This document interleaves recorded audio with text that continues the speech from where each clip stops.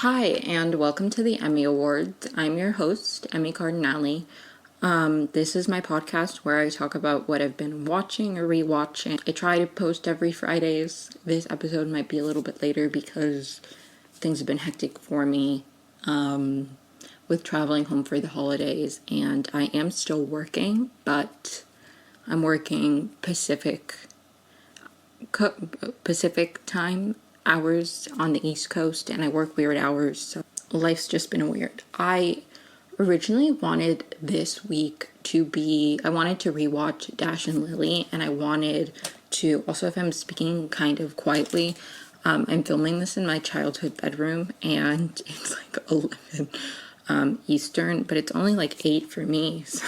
But anyways, because this is, Christmas is like tomorrow when you're listening to this, or at least for me, I celebrate Christmas the 24th, but because Christmas is coming up, I originally wanted to rewatch Dash and Lily and do a deep dive review like I did for the Sex Lives of College Girls, because that was the most fun I had for an episode and the proudest I was of an episode, because I came prepared with like notes, and I felt like I was getting into the groove of this whole like transitioning into talking only about TV. So I wanted to do something like that. But this week has just been so crazy that I didn't have time. I didn't have the energy. So I didn't end up doing that. This episode's going to be kind of all over the place. I'm just going to talk about my recent thoughts about what I've been watching. No real theme. I am going to talk about a Christmas movie, but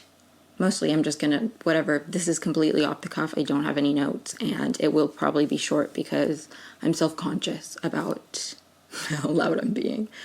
So, sorry, that was a really long-winded thing. If you don't know me, my name's Emmy and I talk about TV. But I feel like I already established that. So, the Christmas movie I'm going to be talking about, I watched it today, like a couple hours ago. It's the Lindsay Lohan Netflix movie, Falling for Christmas. I loved it. I have nothing bad to say about it. But before I get to that, I'm going to talk about some other stuff. Something that I've been thinking about a lot recently, like TV-wise, is the Gossip Girl reboot. And because, I just did the Sex Lives of College Girls, and I was really into the White Lotus season 2. I've been thinking a lot about like HBO shows, HBO Max like originals, and considering doing like a deep dive of Gossip Girl, the revival, but I feel like I don't know what to say about it. It's the same reason, or maybe not the same exact reason, but part of me was like, maybe I should do a deep dive review of the White Lotus, and then I was like, I shouldn't do that because I have nothing intelligent to say about the White Lotus. Not that I particularly had anything intelligent to say about the Sex Lives of College Girls, but it's like I was just in college, so I feel like it's a lot more relatable to me, and I have like things that I can pull from where I can be like, oh, this is relatable, or this doesn't make sense to me. It feels more like I have actual commentary on it, where the White Lotus, I feel like there's nothing that I could say that not a million people haven't already said. I don't know what to say about the White Lotus. I loved season 2. I recommend it to anybody who asks what shows to watch, but I don't think I have enough of an intelligent review to really dive deep into it, which is the only reason I haven't. It's one of those shows where there's like a lot of imagery, and there's like a lot of like tiny little, it's a very intricate show, and not that the Sex Lives of College Girls isn't, but I feel like, I don't know, it's just more the kind of show that I feel like I could dive deep into. And Gossip Girl, I don't feel the same way, in the sense that I think I wouldn't have intelligent commentary. I just come away from the episodes and I'm like, I have no thoughts. I don't know if that makes any sense, but it's like, part of me wants to rewatch the first season because I feel like I started season 2 and I was like, I remember stuff that happened season 1, but I don't remember how like season 1 ended, and I don't know, I was kind of confused. I'm going to share some of my thoughts, just stuff that's been in my brain, because I did watch the episode that came out today, Thursday, and I do have some commentary on the show. I didn't watch Gossip Girl when it was airing. I watched it later, and I wonder if this, like, rendition of Gossip Girl is gonna have that same nostalgia for people, or be the same kind of funny thing to look back on. I just don't feel like it is. I feel like, I don't know, sometimes it feels like there's like magic that they put into certain, like, people put into songs or books, or like there's just something intangible about what makes it so interesting and funny, and like I just don't know if the reboot has that. I feel like, and this isn't to diss any of the actors, because like I'm not a professional actor, but I am somebody who really likes television. I feel like I pick up on stuff like a lot of people do. There are just so many of the actors that it feels so forced when I'm watching it, and I'm like, I just don't believe that I'm watching real people. And I get so distracted by the acting that I lose. I don't know if that makes any sense, but it's like some of the actors are just like, I don't know, the girl who plays Julian, like, no hate to her, I'm sure she's lovely, but I feel like I can never tell what Julian is supposed to be feeling. I don't know, I feel myself getting lost in like critiquing their performances more than I feel like immersed in the plot of the show, and I find that annoying. I do like that they're making Monet have a bigger, like, more important role in this season, because I really like Monet. As a character, like, would I be friends with her? Probably not. She'd never be friends with me. I really liked the storyline where she was trying to find, like, somebody, like, she was trying to have, like, somebody to be a power couple with her, and then she finds out that the girl is, like, secretly straight, and she's just been pretending to be gay because it, like, made her more noticeable. And Monet kind of, like, that's a step too far for her, even though she, like, does a lot of fucked up things. And I liked that. I think it's interesting when characters are, like, evil and mean, for them to still have vulnerabilities and weaknesses, and, like, moments where, and she's an actress on the show that I do genuinely, like, feel myself like I'm watching a real person when I'm watching it, and not like I'm watching somebody trying to act. And I really like that character. I don't know if this is going to be an unpopular opinion, but the Aki, Audrey, Max storyline, I kind of hate it. Like, I don't know. I think it's interesting on some level that they're, like, showing a throuple, but it's just like, I don't know how I feel about them. I feel like I would like to see more of, like, Audrey and Aki's dynamic, or Audrey and Max's dynamic. I don't love that they're always, it's just the three of them always together, because I feel like, and I think they addressed it a little bit in the latest episode 5, but it feels like the only time we see them, it's like in a sexual context. And I think that they touched on that a little bit when Audrey's like, we need to talk and, like, check in with each other. And I'm like, okay, I like that. Like, we're gonna see them, I don't know, hopefully that happened. But the thing that really pisses me off the most about Gossip Girl season, or the reboot, is we know who Gossip Girl is from the beginning, which I don't know if I like that or hate that. I've come to be indifferent towards it. I liked the mystery of who is Gossip Girl, but I also watched it when the whole show had come out, so I found out who Gossip Girl was, like, when I was watching it. I think, like, I don't think that there was a reveal, so maybe I'm not the right person to ask, but I do not like that it's the teachers. Like, I just don't. Not a fan. There's too much storyline of the teachers. I don't know. I just don't like it when TV, it's like you're watching a high school thing, and then you have to, like, know about the adults, or I don't know. I just started a show on Netflix, and I've only watched, like, 3 episodes of it, but it's called Alexa and Katie, and I don't like it when suddenly we're seeing storylines about, like, the little brother. Like, I don't care about the little brother. The show is called Alexa and Katie. I don't know. And when you have such a big ensemble cast of, like, the teenagers, it's like there are plenty of storylines that you can like explore, and like obviously the teacher should be there if there's like some kind of, but I just hate, I don't know, and it feels like the Gossip Girl storyline is like only ever talked about in regards to the teacher. Like they talk about Gossip Girl sometimes, but it's not like, it doesn't feel like the same overlooming scary presence that it was, or like big deal that it was in the original. And the only, like, I feel like most of the Gossip Girl storylines are the teachers trying to not be caught because they're Gossip Girl. Like, to me, that is not interesting. I feel like Gossip Girl was so, like, intrusive and, like, evil and, like, I don't know, it was scary. Like, it scared people. Now, like, I don't know if I like the relationship people have to Gossip Girl and the way Gossip Girl is in the show. And I feel like maybe part of that has to do with Gossip Girl, like us already knowing who she is, but I just find it annoying. I don't know. I don't remember where we left Zoya off in season 1 because I feel so confused with her whole storyline. And I completely forgot Obi was dating some girl. Like, I don't know, season 2 picked up and I was like, I don't even remember what was happening. I need to rewatch season 1 because I genuinely am so confused all the time. Like, some storylines I wasn't confused, but other storylines I was like, I don't remember what happened to Zoya in the first season. Monet wasn't even in the last episode, and there was like a lot of it that was dedicated to the teachers. It's like, bring Monet back. Why are we focusing on Kate? Like, I don't care about Kate and like that guy she's dating or whatever.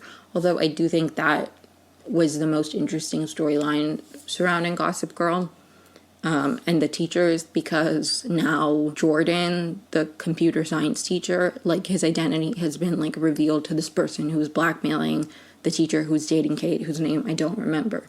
And I'm pretty sure it's Georgina Sparks.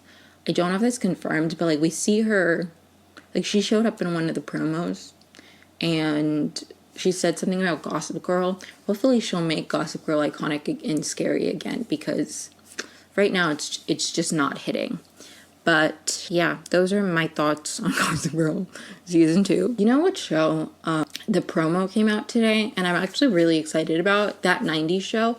I haven't watched that 70s show all the way through. I don't think like I used to watch like reruns of it or something, but I never like sat down and properly watched all of it on Netflix. But I'm excited for that 90s show. Maybe I should watch that 70s show before that 90s show comes out. But I'm excited. I like that kind of reboot where it's like following a new cast of people, but the old characters still pop in. I like that. Hopefully they do it well. And I like that the grandparents are still there. I don't know. I'm kind of excited about that. Okay. It takes place in Wisconsin. I love things about the Midwest. I'm excited to see. I hope they do it well. Ginny and Georgia season 2 premieres January 5th. I don't know if they're dropping everything at once or it's going to be weekly, but I will be doing a deep dive review of that since I talked about season 1. So I'm excited about that too. And I don't know, if Alexa and Katie, if I feel like I have interesting things to say, maybe I'll talk about that next. I don't know. I start a lot of shows and then I don't like keep watching them or finish them or anything. The show that I recently started on Netflix, it's called The Recruit. It has Noah Centineo in it. I don't know how I feel about it yet. He's like a recruit for the FBI and honestly, or the CIA. I don't even remember. I watched like 2 episodes and then I gave up on it. It was kind of giving like The Flight Attendant on HBO vibes, but The Flight Attendant does it better. Like if you're interested in that kind of show, I would recommend The Flight Attendant. Season 2 has more of that, like she's like an informant for the CIA. So I find that a bit more interesting because basically Noah Centineo is like a new recruit to the FBI or the CIA. I don't remember. And he is put in charge of like looking through threatening emails they get and determining if any of them, because a lot of people email them like threats of like releasing information, but most of them aren't credible. And he finds a credible one and he tracks down the person and then he's like working for her and like or something. And it's just like, I don't know, the CIA, the flight attendant is a little bit more interesting. There's more intrigue. The characters more interesting. It's done better. Again, I've only watched 2 episodes of The Recruit, so like no hate to Noah Centineo. I think it's really cool that, I don't know if he had an acting career before The Fosters, but I saw him for the first time when he replaced Jake T. Austin as Jesus in The Fosters, and then he was on to All the Boys I Loved before, and then he became this like heartthrob, and now he's like, you know, a special agent or whatever. Like, he has range. Good for Noah Centineo. The main reason that this episode's going to be super short, and I'm genuinely so sorry, but I'm like self-conscious about how loud I'm talking, and I'm like really anxious right now, and I don't have notes, and when I don't have notes, I just kind of like freeze and don't have a ton to say. The main point of this episode is my review of Falling for Christmas, the Netflix movie. I loved it. It was like so cute. So basically the premise, it stars Lindsay Lohan and Cord Overstreet, who was on Glee. Loved him on that. And basically it's this like heiress to like a hotel thing. It's giving very much Paris Hilton vibes. She and her fiance, or her boyfriend, are like, her dad has just given her a job within like the hotel as like the vice president of atmosphere. So she's there staying at his hotel, and her boyfriend's there. Anyway, so she's at her dad's hotel, or she lives there now. She's starting a job. Anyways, her and her boyfriend go to ski to take photos, and he proposes to her, and then she falls off the side of the mountain. He falls too. She hits her head and wakes up in a hospital room with amnesia. She has no idea where she is.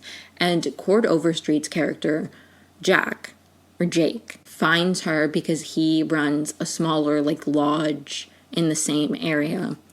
And he's like taking this couple on a sleigh ride, and he sees her body there. So he like takes her to the hospital, and she doesn't remember who she is, and she doesn't have any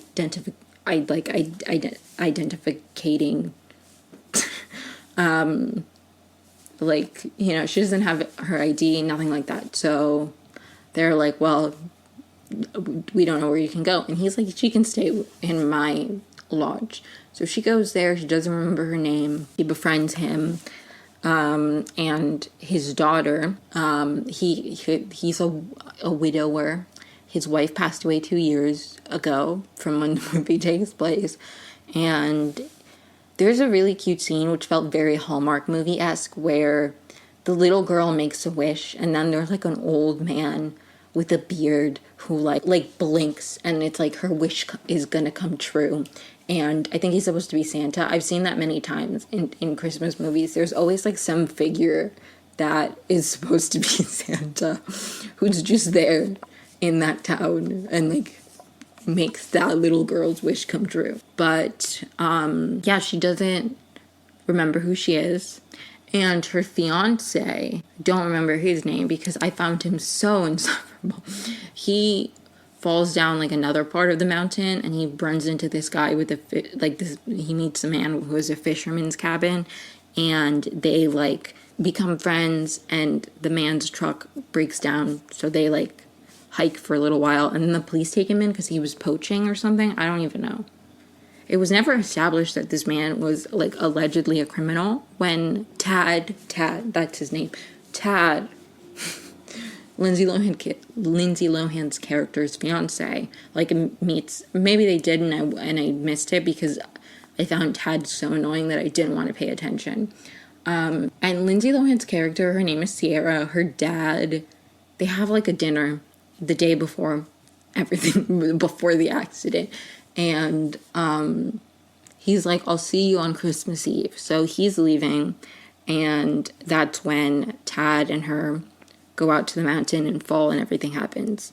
So for like 4 days, I think they tell us, when the dad gets back and is like, where is my daughter? She like has character growth, you know? She like learns how to cook. She cleans. She like becomes less of an out of touch rich person.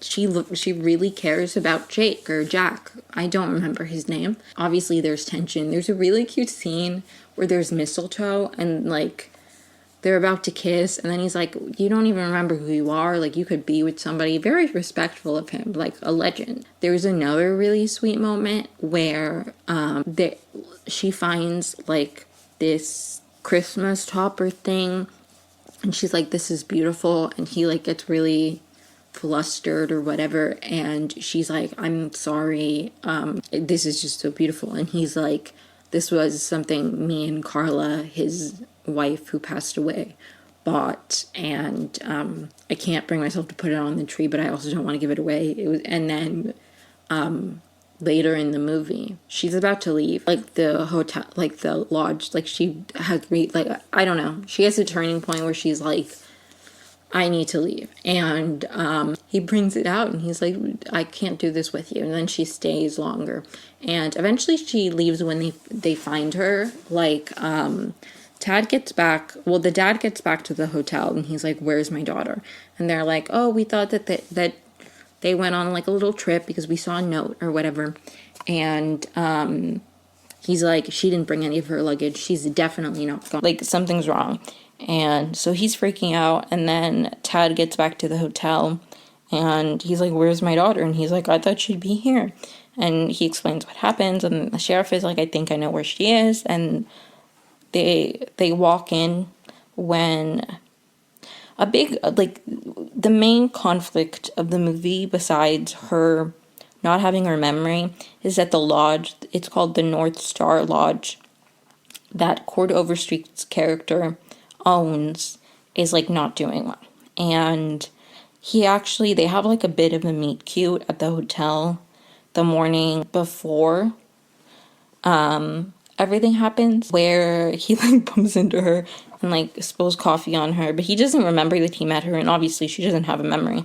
But he was at the hotel, that's where we meet him. He was at the hotel because he was trying to make a deal with her father, because he's a big hotel guy, and he needs money for his lodge, and it wasn't going well. So and the whole time I was thinking, I was like, this could be a very sinister movie if he recognized her and was like, I'm gonna take her in because she doesn't remember anything, and I could, manipulate her into wanting to give me money for my lodge. Obviously, that's not it, because it's a very lighthearted movie. But the last movie I watched where somebody has amnesia, it was nothing of the sort.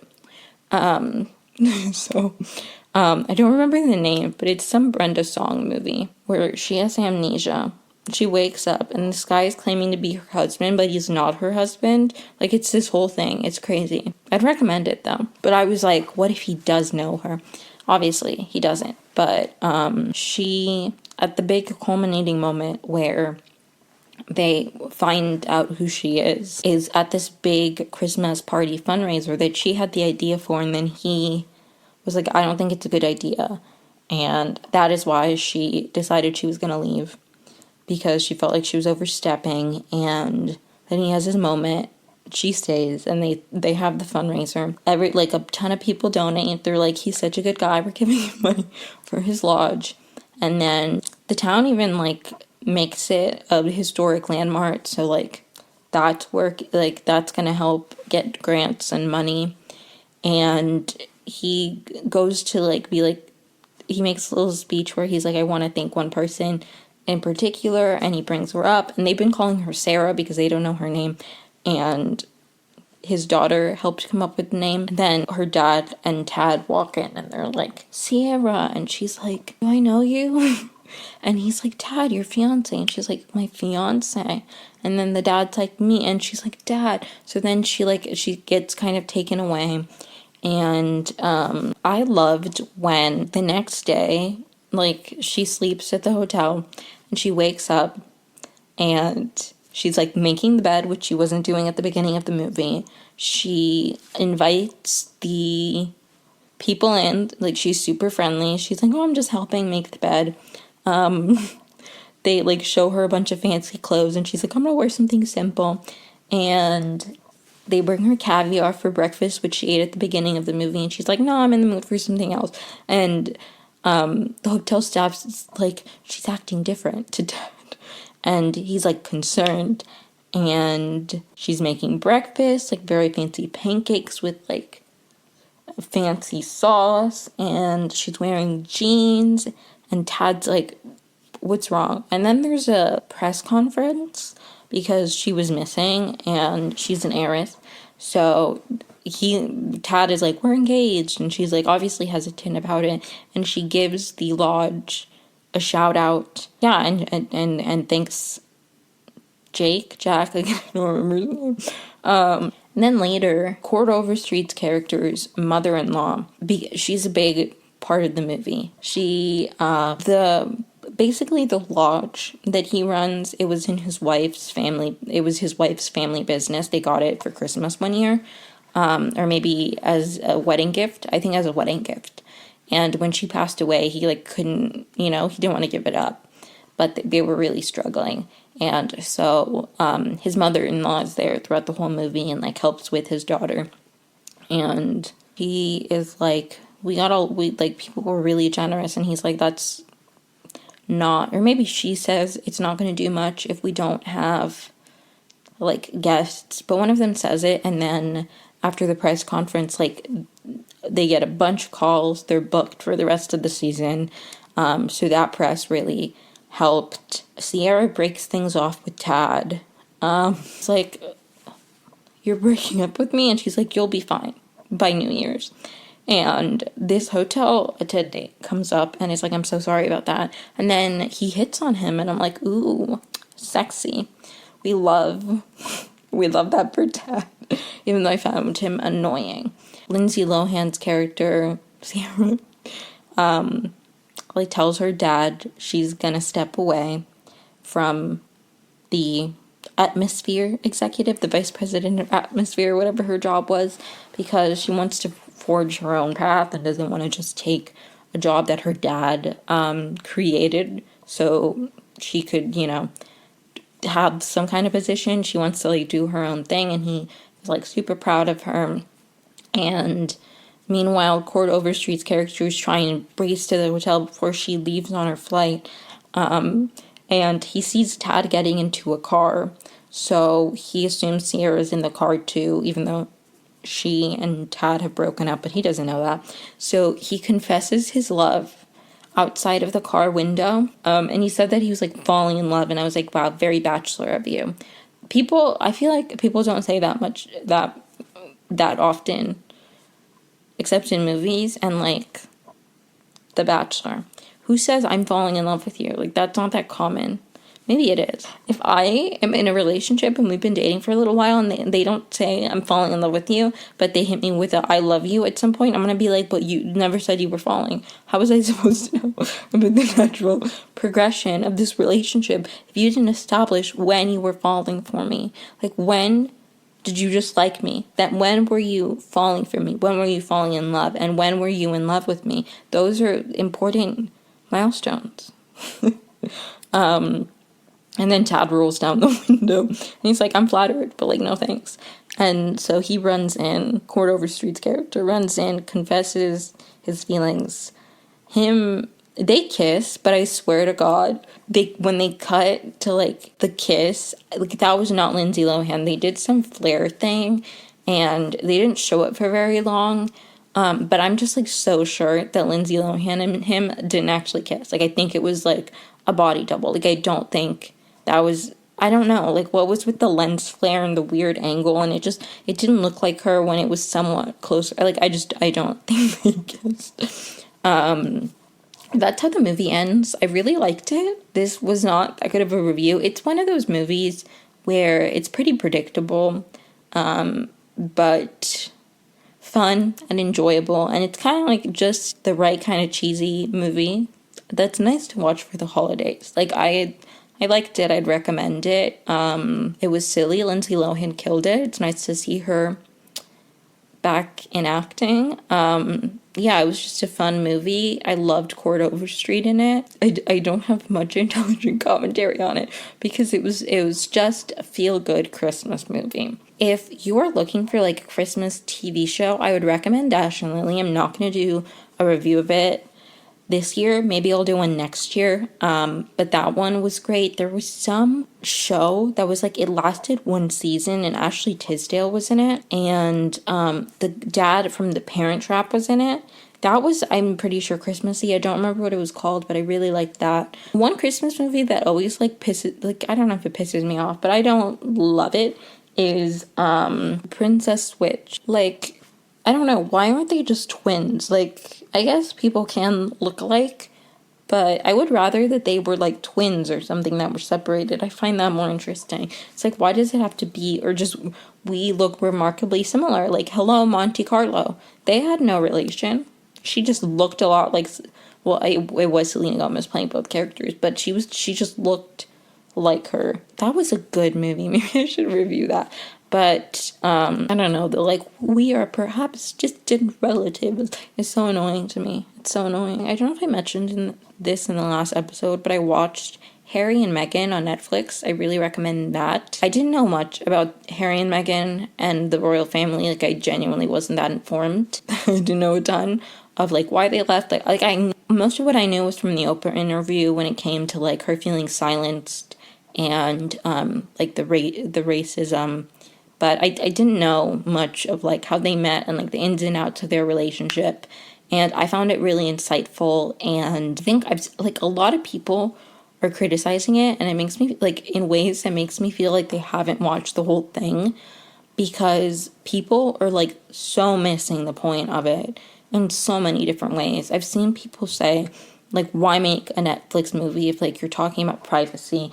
Like, there's a difference between telling your own story and like putting your story out there when like your life has been talked about a lot, or even if it hasn't. As somebody who has written about very traumatic experiences, it's different to talk about it yourself and control your own narrative than if somebody else is just invading your personal space and you're like, it's different when you decide what you put out there. So like, that is just a stupid comment. Everybody is already going to make up a million rumors about them. Like, they're public figures. They're not like somebody in obscurity who's like became famous from like a reality TV show or something, and then they're like, I want like, not even, I still feel like those people deserve privacy, and if they're like, I don't want to be hounded by paparazzi, they shouldn't be. Like, that's not what I'm saying, but it's just like, they're like, obviously they're going to be talked about a lot. I'm pretty sure there have been like fictional movies made about them.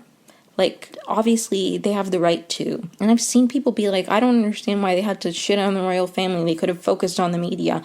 And that was my biggest takeaway from the show, was that the media was the problem, and the tensions that came up a lot of the times with the institution and with the family members, it all went back to the media. It all went back to this person's team is trying to compete with this person's team because of the tabloids and get story out, and like Meghan and Harry were getting too much coverage, and it's just like, if they didn't have that relationship with the media, that would have lightened things, like that would have been a whole different story.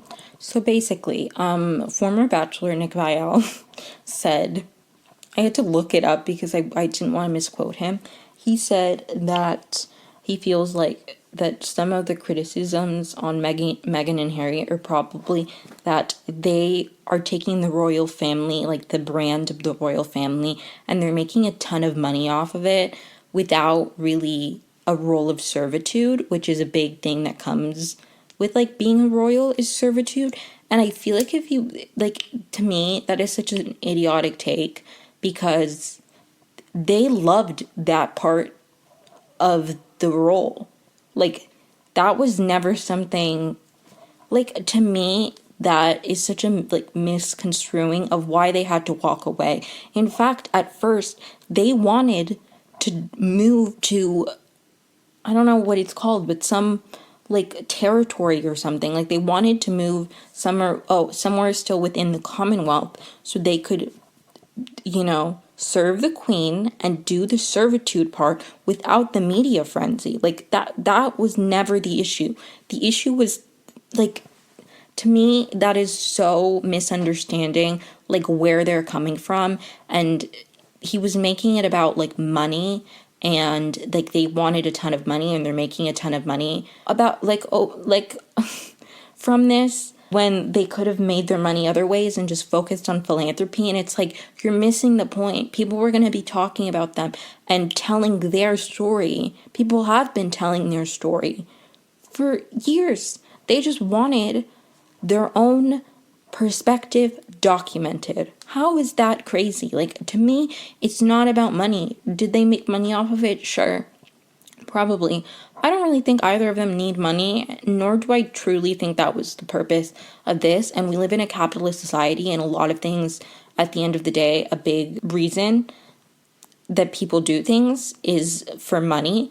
But it's like, to me, that is the most, like, I don't know, like, unkind or, like, most, like, judgmental, bad faith reason that you can assume that somebody does a documentary like that. Like, if your first thought is they're doing it for money, I feel like that says more about you than it does about them. Is money probably a factor? Yeah, okay, I'm sure it is. But it's like, if you look at their story and you listen to their story and your takeaway is they probably did this for money, like they could have done other things. I don't understand it. I don't understand it. And I feel like you as a white person shouldn't look at this biracial woman who received like such hatred and like heinous like commentary around her life and be like, it's all a cash grab. And it's not just him. I've seen people saying that. Like, I've seen people saying that it's for money, or like, if they wanted their privacy, why are they doing a Netflix documentary? Or like, they shouldn't attack their family or the institution. And I feel like they're missing the point. And it's actually so interesting because Meghan says in the documentary that after the Oprah interview, she really thought people's biggest takeaway was going to be like her mental health and the fact that she had felt like suicidal. But the biggest takeaway was race. And I think like it's just interesting when, no matter how clear and kind, and like, people are just always going to take what you say or take your story, and they're going to make you the bad guy, and they're going to like shit on you. I didn't mean to make this episode about the Meghan and Harry documentary. I just had a lot to say about it. Apparently, I don't understand what it's like to be a public figure. I don't understand what it's like to be a member of the royal family, or to be an actress, or like, really, I don't understand what their lives have been like on a personal level. I've never experienced any of that. What I do understand is wanting to reclaim your narrative and to make a negative experience, like to tell your own story. That I understand so deeply, in a way that I will always defend. I think people have the right to reclaim their narrative, especially when they're public figures and they've been talked about for years. I don't see anything wrong with making a documentary and telling your own story. I don't see I don't see anything wrong with it, and I enjoyed it. I found myself, I didn't really know anything about Meghan and Harry. Although I did have compassion for Meghan, because anybody who shares struggling with suicidal ideation, I like immediately that I feel compassion for that. But I grew to become a fan of them. I was like, they're cute together. I like how much they love each other. And I think Meghan is a very intelligent woman. Like, I came away being like, she's so smart. She's so, like, I don't know. I love her. And Harry seems like a lovely lad. I can't stand people who are like, why do you have to attack the institution? Why do you care? Maybe this is me, but it's like, it's an institution. It's not going anywhere. It's the institution of the royal family. I think we should critique institutions to make sure that they don't get stuck in the past and harm people, because when things become institutions, a lot of the times the humanity gets lost. When things, I don't know if that makes any sense, but it's just like, when things become about the institution, the individual impact on the human people, I feel it can get lost. I'm fine with critiquing institutions. Institutions need to be critiqued and challenged, because if they don't hold up, then maybe they were harming people. Maybe, like, I'm all for critiquing the institution of the royal family. I think it's healthy and I think it's important, and they're not shitting on their family by telling their own stories. Sorry, like they're not. And it's like people critiquing why she's talking about her dad and she's estranged from her dad. It's like it was a public estrangement because he went to the media. Obviously, she needed to comment on it. Anyways, this was meant to be a Christmas episode, not a Harry and Meghan episode. But you know what? It's all over the place. So this is, again, probably going to be a short episode. Next week will be a lot longer than this episode. I don't know how long it's going to be, but I'm going to come prepared with notes. It's going to be the last episode of 2022. So I'm going to do favorite things I've watched, like roundup of the year, things I recommend, things I don't, things I'm excited that are coming in 2023, and all that jazz. If you liked this or you are interested in my thoughts on Ginny and Georgia season 1, The Sex Lives of College Girls, which was my last episode and which I'm very proud of, that last episode, or just anything else, please make sure to follow me wherever you listen to podcasts. Rate and review. Share this podcast with anybody who you think might be interested. Follow me on any social media if that interests you. I appreciate any feedback, critiques, comments, concerns, anything along that line. I welcome. Please message me. I was going to say email me, but you don't have my email. Just like if you have something you want to say, please feel free to reach out. If you have any movie suggestions, if you have any shows that you want my thoughts on, let me know. Maybe I will include them in my roundup of best and worst of 2022, but maybe I won't if I haven't seen them. Anyways, yeah, sorry for rambling about all kinds of shows. I hope you have a happy holiday season, and I was going to say a happy new year, but I'll talk to you before then. Bye guys, thanks so much, love you.